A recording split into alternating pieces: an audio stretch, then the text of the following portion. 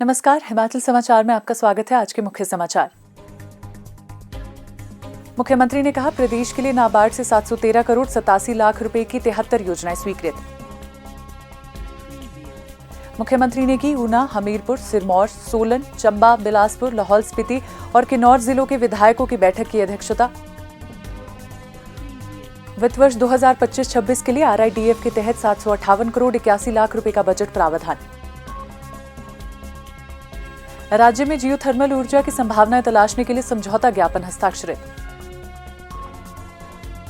मुख्यमंत्री ने कहा, जियोथर्मल ऊर्जा स्वच्छ एवं हरित ऊर्जा का एक महत्वपूर्ण स्रोत। मुख्यमंत्री ने जिला प्रशासन की पहल पढ़ाई विद AI ऐप का किया शुभारंभ। और अब समाचार विस्तार से। मुख्यमंत्री ठाकुर सुखविंदर सिंह सुक्खू ने आज शिमला में वित्त वर्ष 2026-27 के लिए विधायकों की प्राथमिकताओं को निर्धारित करने के लिए आयोजित बैठक की अध्यक्षता की। पहले दिन ऊना, हमीरपुर, सिरमौर, सोलन, चंबा, बिलासपुर, लाहौल स्पीति और किन्नौर जिला के विधायकों की प्राथमिकताओं पर चर्चा की गई। इस अवसर पर मुख्यमंत्री ने कहा कि सरकार द्वारा वर्ष 2025-26 के दौरान नाबार्ड से 713 करोड़ 87 लाख रुपए की 73 योजनाएं स्वीकृत करवाई जा चुकी हैं। इन स्वीकृत योजनाओं में 512 करोड़ 31 लाख रुपए की 55 विधायक प्राथमिकता योजनाएं लोक निर्माण विभाग से संबंधित है और 201 करोड़ 56 लाख रुपए की 18 विधायक प्राथमिकता योजनाएं जल शक्ति विभाग की हैं। उन्होंने निर्देश दिए कि बजट का पूर्ण उपयोग किया जाए और नाबार्ड कार्यालय में प्रतिपूर्ति दावे 15 मार्च 2026 से पहले जमा करें। इसके अतिरिक्त मार्च 2026 तक नाबार्ड से और अधिक विधायक प्राथमिकताओं को स्वीकृत करवाने के लिए प्रदेश सरकार प्रयासरत है। मुख्यमंत्री ने कहा कि वर्तमान प्रदेश सरकार के 3 वर्ष लोक कल्याण नीतियों, पारदर्शी शासन तथा व्यापक सुधारों के रहे हैं तथा हमारी सरकार की नीतियों का लक्ष्य प्रदेश की अर्थव्यवस्था को सुदृढ़ करना, युवाओं और महिलाओं को सशक्त बनाना, कमजोर वर्गों को सुरक्षा प्रदान करना तथा हिमाचल प्रदेश को समृद्धशाली, हरित ऊर्जा संपन्न व आर्थिक रूप से आत्मनिर्भर राज्य के रूप में स्थापित करना है। उन्होंने कहा कि वर्तमान सरकार सभी क्षेत्रों तथा समाज के प्रत्येक वर्ग के त्वरित, समावेशी एवं सतत विकास के लिए वचनबद्ध है। ठाकुर सुखविंदर सिंह सुक्खू ने कहा कि 16वें वित्त आयोग द्वारा संविधान के अनुच्छेद 275(a) के अंतर्गत राज्य को मिलने वाले राजस्व घाटा अनुदान को लेकर उठाया गया कदम पहाड़ी राज्यों के लिए घातक है। 16वें वित्त आयोग 2026 से 2031 तक संविधान के अनुच्छेद 275(1) के अंतर्गत राज्य को मिलने वाली रेवेन्यू डेफिसिट ग्रांट को लेकर उठाया गया कदम पहाड़ी राज्यों के लिए घातक है। इससे प्रत्येक वर्ष हमें 8 से 10 हजार करोड़ रुपए का हमारे बजट में नुकसान होगा और ये 2031 तक होगा। वर्ष 1952 प्रथम वित्त आयोग से लेकर 15वें वित्त आयोग तक राज्यों की वित्तीय स्थिरता के लिए यह अनुदान निरंतर मिलता रहा है, जिसे 16वें वित्त आयोग ने पहली बार बंद किया है।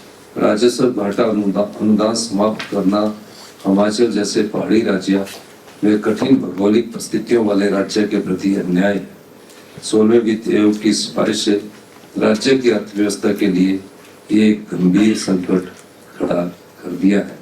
केंद्र सरकार का यह निर्णय हिमाचल प्रदेश जैसे पर्वतीय राज्यों के लिए, जो अपनी भौगोलिक परिस्थितियों के बावजूद देश के पर्यावरण संरक्षण में महत्वपूर्ण भूमिका निभाता है तथा मैदानी राज्यों को स्वच्छ हवा के साथ साथ हिमाचल से बहने वाली नदियों के माध्यम से पानी भी उपलब्ध करवाता है, निंदनीय है।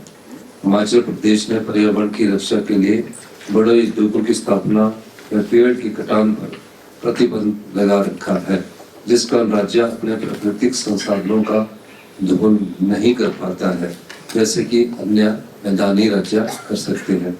इस अनुदान के बंद होने से हिमाचल जैसे छोटे और कठिन भौगोलिक परिस्थितियों वाले राज्यों के लिए वित्तीय संकट की स्थिति पैदा हो गई है। 16वें वित्त आयोग 2026 से 31 तक हिमाचल प्रदेश को राजस्व घाटा अनुदान के रूप में मिलने वाले अनुदान को पूर्ण रूप से बंद कर देने से राज्य को लगभग 50,000 करोड़ रुपए का नुकसान होगा। प्रत्येक वर्ष 8 से 10 हजार करोड़ रुपए का नुकसान होगा। 16वें वित्त आयोग केंद्र सरकार के इस निर्णय से राज्य की विकास योजनाएं प्रभावित होगी।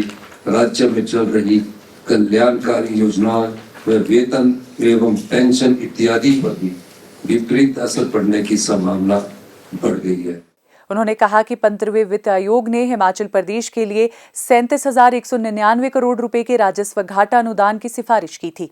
इसके अलावा कोरोना काल के दौरान पिछली भाजपा सरकार को वित्त आयोग की अंतरिम रिपोर्ट के आधार पर राजस्व घाटा अनुदान के रूप में 11,431 करोड़ रुपए की सहायता मिली थी। उन्होंने कहा कि अनुदान बंद कर देने से राज्य को लगभग 50,000 करोड़ रुपए का नुकसान होगा। ठाकुर सुखविंदर सिंह सुक्खू ने कहा कि प्रदेश सरकार को अब कुशल वित्तीय प्रबंधन के साथ साथ राज्य का राजस्व बढ़ाने के लिए कड़े फैसले लेने पड़ेंगे। उन्होंने कहा कि केंद्र सरकार के आगामी बजट में मध्यम वर्ग और किसानों की अनदेखी की गई है। उन्होंने कहा कि प्रदेश में अर्थव्यवस्था का प्रमुख आधार कृषि एवं बागवानी है, परंतु केंद्रीय बजट में बागवानों के लिए ना तो किसी सब्सिडी का प्रावधान है और ना ही किसी बुनियादी ढांचे के विकास का जिक्र है। उन्होंने कहा कि भानुपल्ली, बिलासपुर एवं चंडीगढ़ बद्दी रेल परियोजनाओं के विस्तार के लिए भी कोई ठोस घोषणा नहीं की गई है। उन्होंने कहा कि ये बजट कॉर्पोरेटिव फेडरलिज्म की भावना के विरुद्ध है तथा हिमाचल प्रदेश जैसे छोटे पहाड़ी राज्यों को आत्मनिर्भर बनाने के बजाय उन्हें कर्ज के बोझ के तले दबाने का प्रयास का दस्तावेज है। उन्होंने केंद्र सरकार से राजस्व घाटा अनुदान को बहाल करने व प्रदेश को विशेष आर्थिक पैकेज देने की मांग की। मुख्यमंत्री ने कहा कि प्रदेश सरकार ने वित्त वर्ष 2025-26 के लिए RIDF के तहत 758 करोड़ 81 लाख रुपए का बजट प्रावधान किया है। उन्होंने विभागों से कहा कि RIDF के तहत विधायकों की ऐसी कोई भी DPR जिसे नाबार्ड को स्वीकृति के लिए प्रेषित किया जा चुका है, यदि वह DPR किसी अन्य मद से स्वीकृत हो चुकी हो तो ऐसी स्थिति में संबंधित विभाग उस DPR का नाबार्ड से वापस करने के लिए योजना विभाग को शीघ्र लिखे ताकि उस DPR से संबंधित रिकॉर्ड का शीघ्र मेल मिलाप किया जा सके। मुख्यमंत्री ने कहा कि वर्ष 2023 तथा 2025 में भारी बरसात और बादल फटने की घटनाओं से प्रदेश को जान माल का भारी नुकसान हुआ। उन्होंने कहा कि प्रदेश सरकार ने अपने संसाधनों से लोगों को राहत एवं पुनर्वास के लिए समुचित आर्थिक सहायता उपलब्ध करवाई। ठाकुर सुखविंदर सिंह सुक्खू ने कहा कि प्रदेश के लोगों के कल्याण के लिए सरकार ने स्वास्थ्य, शिक्षा, ग्रामीण अर्थव्यवस्था, पर्यटन, ऊर्जा, खाद्य प्रसंस्करण और डाटा स्टोरेज प्राथमिक क्षेत्र तय किए हैं। उन्होंने कहा कि लोगों को उनके घर के समीप गुणवत्तापूर्ण स्वास्थ्य सेवाएं देने के लिए robotic surgery, state cancer institute, DSA, advance testing laboratory, bone marrow transplant apheresis unit सहित पैट स्कैन जैसी आधुनिक मशीनें स्थापित की गई हैं। जब हमारी सरकार बनी थी 3 वर्ष पहले, उस समय जो सरकारी हॉस्पिटल्स थे, जब हमने उसकी मेडिकल टेक्नोलॉजी का अध्ययन किया तो आज तक भी 19 साल पुरानी MRI मशीन्स हमारे IGMC जो कि प्रीमियम इंस्टीट्यूशन है हमारी कैपिटल का, वहाँ लगी हुई। और जो मेडिकल टेक्नोलॉजी पूरी स्टेट में थी उसमें एक्सरे से लेकर 20-20 साल पुराने हमारी मेडिकल टेक्नोलॉजी के इंस्ट्रूमेंट्स थे। हमने अपने संसाधनों से जो world class technology AIIMS Delhi में आती है, हमने उस रोबोटिक सर्जरी की शुरुआत चमियाना में और टांडा में प्रथम चरण में की। दूसरे चरण में हम IGMC, नेरचौक मंडी और हमीरपुर में करने जा रहे हैं। और रोबोटिक सर्जरी से जो चमियाना में है, एक रोबोटिक सर्जन जो है वो 4 से 5 लाख रुपया पर मंथ का लेता है। लेकिन मैं उन डॉक्टरों का भी धन्यवाद करना चाहूँगा कि जिन डॉक्टरों ने हिमाचल प्रदेश के जो सरकारी हॉस्पिटलों में लगे, उन्होंने उसको बहुत जल्दी अडॉप्ट किया। मुझे पिछले कल ही पता लगा कि 138 ऑपरेशन रोबोटिक सर्जरी से हुए हैं जिसमें कैंसर के पेशेंट भी है और उसकी एक्यूरेसी 100% रही है और 100% पेशेंट क्योर होकर थोड़े समय में ही घर चले गए।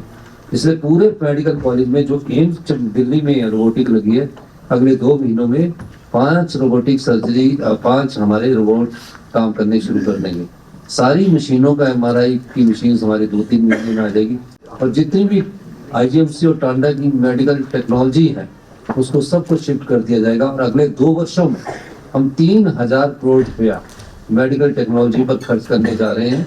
सभी मेडिकल टेक्नोलॉजी के इंस्ट्रूमेंट हाई एंड करके हेल्थ सेक्टर में हम हिमाचल प्रदेश में एम्स के बराबर सुविधा देने जा रहे हैं। उन्होंने कहा कि सरकार द्वारा स्वास्थ्य के साथ साथ शिक्षा में भी बड़े बदलाव किए जा रहे हैं। उन्होंने कहा कि 140 CBSE स्कूल और 4 Rajiv Gandhi day boarding school खोलने जा रहे हैं। उन्होंने कहा कि लोगों को शुद्ध पेयजल उपलब्ध करवाने के लिए प्रदेश की पेयजल योजनाओं में वाटर प्यूरिफिकेशन के लिए आधुनिक तकनीक ओजोनेशन टेक्नोलॉजी को शुरू किया जाएगा।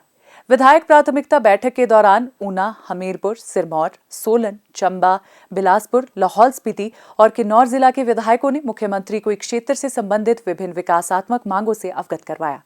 हरित ऊर्जा राज्य के लक्ष्य को हासिल करने की दिशा में उल्लेखनीय प्रगति करते हुए मुख्यमंत्री ठाकुर सुखविंदर सिंह सुक्खू की उपस्थिति में वीरवार को शिमला में हिमाचल प्रदेश सरकार और मैसेज जियोट्रॉपी इंडिया प्राइवेट लिमिटेड के बीच प्रदेश में जियोथर्मल ऊर्जा की संभावनाओं को तलाशने हेतु एक ऐतिहासिक समझौता ज्ञापन हस्ताक्षरित किया गया।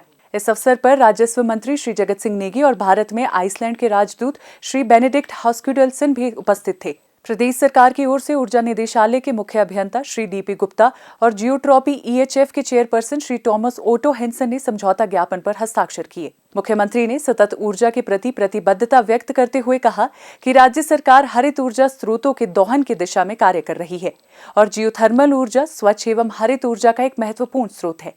उन्होंने कहा कि हिमाचल प्रदेश में जियोथर्मल ऊर्जा की अपार संभावनाएं हैं, जिनका दोहन करके पारंपरिक ऊर्जा स्रोतों पर निर्भरता कम की जा सकती है। मुख्यमंत्री ने कंपनी को निर्देश दिए कि इस दिशा में अन्वेषण कार्य शुरू किया जाए ताकि जियोथर्मल क्षमता का उपयोग सुनिश्चित किया जा सके। उन्होंने कहा कि इससे राज्य सरकार पर वित्तीय बोझ भी नहीं पड़ेगा। मुख्यमंत्री ठाकुर सुखविंदर सिंह सुक्खू ने वीरवार को बरठी में जिला प्रशासन बिलासपुर की अभिनव पहल पढ़ाई विद एआई का विधिवत शुभारंभ किया। ये एआई ऐप आधारित डिजिटल शिक्षण प्लेटफॉर्म विशेष रूप से जिला बिलासपुर के उन विद्यार्थियों के लिए आरंभ किया गया है जो विभिन्न प्रतियोगी परीक्षाओं की तैयारी कर रहे हैं। इस अवसर पर मुख्यमंत्री ने कहा कि शिक्षा केवल पाठ्यक्रम पूरा करने का माध्यम नहीं है, बल्कि ये समाज को नई दिशा देने, सोच का विस्तार करने और आने वाली पीढ़ियों का भविष्य संवारने का सबसे सशक्त तरीका है। शिक्षा को सामाजिक परिवर्तन का सबसे प्रभावी माध्यम मानते हुए राज्य सरकार निरंतर नवाचार और शिक्षा के समान अवसर सुनिश्चित करते हुए शिक्षा व्यवस्था को सुदृढ़ करने की दिशा में कार्य कर रही है। ठाकुर सुखविंदर सिंह सुक्खू ने इस नवाचार की सराहना करते हुए कहा कि पढ़ाई विद एआई विद्यार्थियों के उज्जवल भविष्य की दिशा में एक सशक्त और दूरदर्शी पहल है।